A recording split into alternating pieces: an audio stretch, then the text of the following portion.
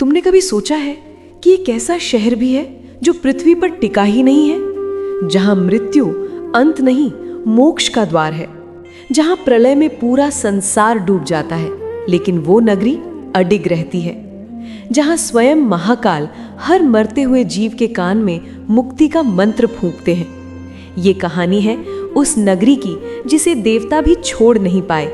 ये कहानी है आनंद वन की, अविमुक्त क्षेत्र की, काशी की, जहां शिव सिर्फ पूजे नहीं जाते बल्कि जीवित हैं, और जहां आज भी नंदी सदियों से एक दिशा में देख रहा है अपने असली विश्वनाथ की प्रतीक्षा में। स्वागत है उस रहस्य में जिसे जानकर तुम्हारी रूह कांप उठेगी। हर हर महादेव। तो चलिए कहानी को शुरू करते हैं। ये उस समय की बात है जब ना समय था, ना दिशाएं थीं, ना चांद तारे थे और ना ही ये ब्रह्मांड। शिव पुराण के अनुसार हर तरफ केवल एक सन्नाटा और घोर अंधकार था। इस महाशून्य में केवल परब्रह्म शिव अपने निराकार रूप में थे। जब उनके भीतर सृष्टि को रचने की इच्छा जागृत हुई तो उन्होंने अपने ही स्वरूप से अपनी शक्ति माता पार्वती को प्रकट किया। शिव और शक्ति ने तय किया कि इस ब्रह्मांड के झमेलों और सृष्टि के शोर शराबे से दूर एक ऐसी जगह होनी चाहिए जहां वे दोनों एकांत में विहार कर सके और जो जगह जन्म और मृत्यु के चक्र से पूरी तरह आज़ाद हो। तब भगवान शिव ने अपने त्रिशूल से एक अद्भुत, अलौकिक और प्रकाशमान वन जंगल का निर्माण किया। ये जगह इतनी सुंदर, शांत और दिव्य थी कि इसे आनंद वन, खुशियों का जंगल कहा गया। यही आनंद वन आज की काशी है। ज्योतिर्लिंग का महाप्राकट्य, लिंगोद्भव की कथा। सृष्टि का निर्माण आगे बढ़ा।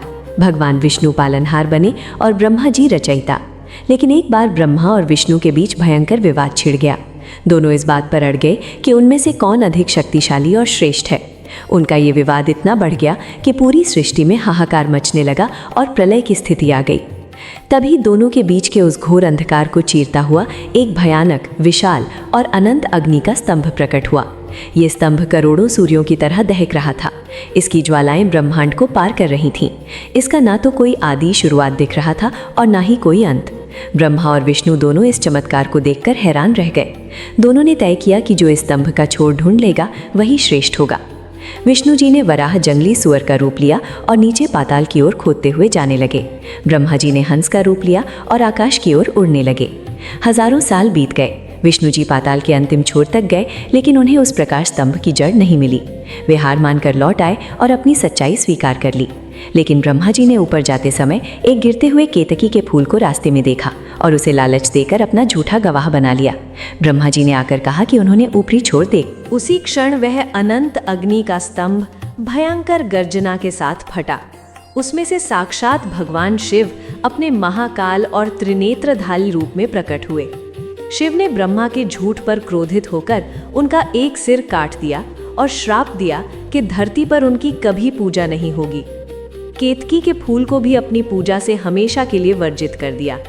विष्णु जी की सत्यता से प्रसन्न होकर उन्हें अपने समान पूजनीय बनाया। शिव ने कहा, यह जो मेरा निराकार अग्नि का स्वरूप यहाँ प्रकट हुआ है, आज से यही ज्योतिर्लिंग कहलाएगा। और जिस स्थान पर इस ज्योतिर्लिंग का पहला प्रकाश धरती पर पड़ा वह आनंद वन, काशी की ही पावन भूमि थी। शिव ने वरदान दिया कि ये ज्योतिर्लिंग पूरे विश्व का पालन और मोक्ष करेगा। इसीलिए इसका नाम विश्वनाथ, संसार के स्वामी पड़ा। पुराणों में काशी को अविमुक्त क्षेत्र कहा गया है। इसका अर्थ है वह जगह जिसे शिव कभी नहीं छोड़ते। माना जाता है कि पूरी धरती शेषनाग के फन पर टिकी है, लेकिन काशी की भूमि भगवान शिव के त्रिशूल की 3 नोकों ओंकारेश्वर, विश्वेश्वर और केदारेश्वर पर टिकी है। जब प्रलय आती है और पूरी धरती डूब जाती है तब भी काशी सुरक्षित रहती है। काल भैरव की उत्पत्ति और ब्रह्म हत्या का पाप। शिव पुराण में कथा है कि जब ब्रह्मा जी का अहंकार बढ़ा और उनका 5वां सिर शिव का अपमान करने लगा, तब शिव के तेज से एक भयंकर काले रंग की और विकराल ऊर्जा उत्पन्न हुई। यही साक्षात काल भैरव थे। काल भैरव ने अपने नाखून से ब्रह्मा का वह सिर काट दिया। लेकिन ब्रह्मा, जो ब्राह्मण रूप है, की हत्या के कारण भैरव को ब्रह्म हत्या का भयंकर पाप लग गया। वह कटा हुआ सिर भैरव के हाथ में चिपक गया। शिव ने कहा, तुम तीनों लोकों का भ्रमण करो।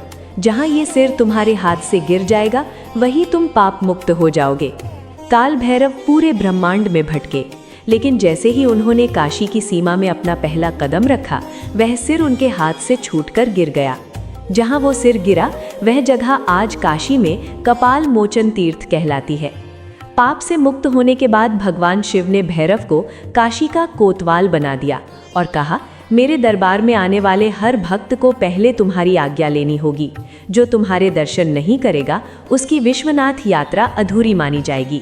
इसीलिए आज भी काशी जाने वाले पहले काल भैरव के दर्शन करते हैं। राजा दिवोदास और शिव का वनवास। स्कंद पुराण काशी खंड में एक बहुत लंबी और रोचक कथा है। एक बार धरती पर भयंकर सूखा पड़ा, हाहाकार मच गया। देवताओं ने एक बहुत ही पुण्यात्मा राजा दिवोदास से प्रार्थना की कि वह पृथ्वी का राजा बने ताकि बारिश हो। राजा दिवोदास मान गए, लेकिन उनकी एक शर्त थी कि मेरे राज में कोई भी देवता पृथ्वी विशेषकर काशी पर नहीं रहेगा। देवताओं का स्थान स्वर्ग है। देवताओं को ये शर्त माननी पड़ी। भगवान शिव और माता पार्वती को भारी मन से अपनी सबसे प्रिय नगरी काशी छोड़कर मंदराचल पर्वत पर जाना पड़ा। शिव के बिना काशी सूनी हो गई और काशी के बिना शिव बेचैन रहने लगे। बाबा विश्वनाथ का मन मंदराचल पर नहीं लगा। यही कारण है कि मणिकर्णिका पर हमेशा चिताएं जलती रहती हैं। यहाँ की आग कभी ठंडी नहीं होती। शिव ने वरदान दिया है कि यहाँ मरने वाले को यमराज नहीं ले जाते, शिव के गण खुद उसे लेने आते हैं। आज का काशी विश्वनाथ कॉरिडोर, एक नया सवेरा। सदियों तक ये मंदिर तंग, संकरी और दमघोटू गलियों में घिरा रहा, लेकिन आज काशी विश्वनाथ धाम ने इसका रूप बदल दिया है। 3000 वर्ग फुट का मंदिर अब 5 लाख वर्ग फुट से ज़्यादा के विशाल परिसर में बदल चुका है। कल्पना करो, तुम सुबह सुबह गंगा के ललिता घाट पर पहुंचते हो, ठंडे जल में डुबकी लगाते हो, अपने तांबे के कलश में माँ गंगा का पवित्र जल भरते हो। सीढ़ियाँ चढ़ते ही तुम्हारे सामने चुनार के गुलाबी पत्थरों से बना एक विशाल, साफ और भव्य गलियारा खुलता है। तुम नंगे पैर उस लाल पत्थर पर चल रहे हो। हवा में भभूत, चंदन, ताज़े गेंदे के फूल और रुद्राक्ष की सूंधी महक है। चारों तरफ से हर हर महादेवता नाद गूंज रहा है।